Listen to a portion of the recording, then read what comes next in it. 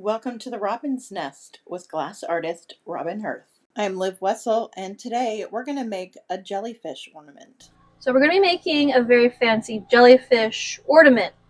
I'm going to encase on a 12mm rod. This one's going to be sizable, a little bit bigger than normal.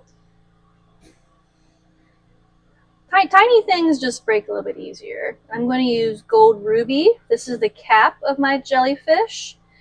There's a couple ways to encase. You can encase like I am, or you can stripe it on here. So striping would just be literally like drawing stripes on your rod. They're going to have a clear core, these jellyfish. One, it's more stable for your glass. Clear is really stable, it's really strong. And two, it'll save you a lot of money on color. Color is very expensive, especially this gold ruby color that I'm using. So once you have, this is called a blank, just something that's been encased, a clear core with some color on top. You're going to gather this into a ball, and this is the cap of the jellyfish. Start from the top and work your way down. If you have a lot of cracking at the bottom, you can touch that up first, but ideally it should be so hot and you shouldn't take too long on it. It shouldn't be cold enough to crack, but if you are having cracks at the bottom, just seal it, heat it up so it's a good connection, and it'll stop cracking on you. It's cracking because it's a bad connection and it got too cold. And your hand is the one that is making the shape. I'm going for just classic round, classic ball jellyfish. There's millions of types of jellyfish. You could do whatever you want if you want to make it more like spread out or flattened or something. You can do whatever you'd like. Just make the cap look pretty to you. There's really no right or wrong. So I'm getting this really, really, really, really hot. You see it's turned into a ball now. Now that I like my shape, I'm going to hold it at this angle and let it cool down and turn back into a solid. And then I'm going to weld a clear rod onto the middle and the center of the cap of my jellyfish. This will become the hook. This is a permanent attachment. That's why I'm doing a good attachment on here. Right in the center, straight line with the rod I'm already holding. Let that solidify. And I'm going to flame cut. I'm going to flame cut a little bit away from the cap of my jellyfish because I'm going to have a clear ruffle on my jellyfish. I love a ruffle. It's one of my favorite parts about the jellyfish. So I want to make sure I have a really good amount of glass to make that happen. Pull. You can hold still. It'll separate on its own, or you can kind of like draw a little circle. It'll help it cut off faster. And now I have this big clear section on the bottom. And I'm going to gather this back, and I'll flatten it into a button, and then I'll sculpt it. Because this clear component is made from the original rod, like the cap and this component it's the same rod, this is a naturally perfect connection. And your jellyfish is really going to want to crack like right here. So because it's the same rod, it'll want to crack less because it's in love with itself. It's already one piece of glass perfectly. So I flattened it, and now I'm going to heat one section at a time. I'm going to come out, I'm going to grab with my tweezers and twist, and I pull a tiny bit just to pull it away from the jellyfish sculpture. This is a natural seam line that I've made by flattening this clear on here, and that just means it's extremely prone to cracking. So make sure that's really hot, make sure it's really smooth and silky, and when you're twisting your ruffle, pull a little bit. It'll help strengthen that connection right there because it's a natural weak point in the sculpture. And I make my ruffle kind of bigger than what I want because it's going to shrink up a little bit. So this is what it looks like now. You can fuss with it as much or as little as you want. And then we're going to do the tentacles. And I'm going to use this big rod for my tentacles. Now, it may be hard for you to make your connections on here because it's such a big rod. But if you can learn to sculpt and pull with a large rod, it actually is easier to make tentacles and things. Because when you pull, you're making things skinnier. And it's hard not to let it get too skinny. If I was to use like this rod, half of this thickness is really thin, makes it really fragile.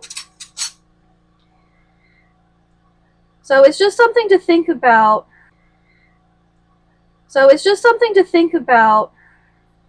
For my tentacles, I'm going to start from the center. The center is hot, my rod is hot. Touch, seal, out of the fire, tiny pull.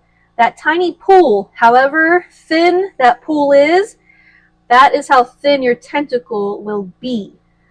You go from thick to thin. So be careful not to pull too much. And I get it hot and I pull outside the fire. As I pull, I make small movements to wiggle my tentacles. I'm above the fire to flame cut to have a pointy termination. And this is my first tentacle. And I'll just go around. Using the edge of your fire is going to help you control your tentacles. And I'm going to actually be sculpting on my ruffle. When you are putting your tentacles on, do not let them touch each other. Jellyfish are not easy to make, but they're very fun to make if you're into that sort of thing. It's all about having a good connection. If you can get a good connection on your first try, you don't ever need to go backwards. When I'm making my jellyfish, I just seal it in one try, one connection. I don't turn down my fire. I just use different parts of my fire. I use the edge of my fire a lot. But it's so hot and it's so big, it's easier for me to heat up my glass to make really good, strong connections on one try. Once I put my tentacle on there, I'm not going to go back to touch it ever. I'll touch the bottoms of them and I might move them around, but where it's touching the cap, the ruffle of my jellyfish, that's not touched again because I do it perfectly on the first try, ideally. So if you're looking for a great project to test if you're good at connections, jellyfish are really good for that because they do not leave any room for mistakes. You either do it or you don't. Because there's so many connections on this ruffle, which is already vaguely stressed just because of how it's connected to the cap, it's very, very easy for this sculpture to crack. So you can only really get a good jellyfish if you are doing a really good job with all your foundational skills. Getting good connections, getting your heat there, pulling things, not flashing anything. It's a great way to test if you're really excelling at these things. Because the jellyfish will let you know very quickly if you did something wrong. And once I have all my tentacles on there, then I will go back and I'll kind of clean it up a little bit if it needs to. I don't like this little goop at the bottom. I like my tentacles to end in a point. These two tentacles are cold touching. I'm going to heat where it's connected to the top. And then I'll slightly move it so they're not touching. Your tentacles can touch when they're cold. But you just need to be really careful that when you're pulling them, when they're hot, they never touch each other. All my tentacles are completely separate from each other. None of them are touching. And that just increases my success rate. Also makes it stronger, makes it prettier. Your main thing that's going to make your jellyfish crack are poor connections for your tentacles and that ruffle. The ruffle is very beautiful. I need to have it if I make a jellyfish because I love it so much, but it is a huge strain point. It loves to crack. And it's not that you can't fix it, but it's very hard to fix. So this is my jellyfish. I'm happy with her. So I'm actually going to weld my tentacle rod onto one of my longest tentacle. It's very tiny, but it's not going to be on there for long. And then I'm going to make my hook. If you're worried about cracking, put it in the kiln before you do this step. This is an ornament. It is not meant to stand. You could make your jellyfish stand if you want to. You can attach it onto a larger sculpture or something. You can do whatever you want, but it's just very simple to just put a hook on it. And they're very lovely.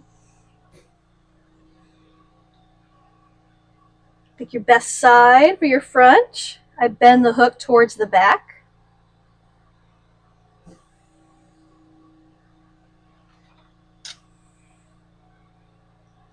Make it pretty, make it strong. I favor strength over beauty. So I don't decorate my hooks or anything. They're almost always clear. In my mind, they're not a part of the sculpture. They're just functionally holding my glass. And then flame cut. And she's ready for the kiln.